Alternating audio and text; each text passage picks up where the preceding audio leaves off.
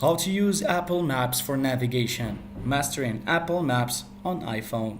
Apple Maps offers a robust navigation system right on your iPhone. This guide will unveil its features, transforming your iPhone into a reliable GPS companion for your walks, drives, and commutes. Locate the Maps icon and tap to launch the app on your iPhone. Tap the search bar at the top and enter your destination address or name. For example, you can just write coffee shop near me.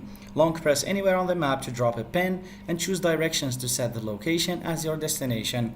Now for driving, this mode provides turn-by-turn navigation optimized for car travel, including estimated travel time and traffic conditions. There is also the walk-in mode, the cycling mode, and the public transport depending on availability, which is another mode. So all in all there are four modes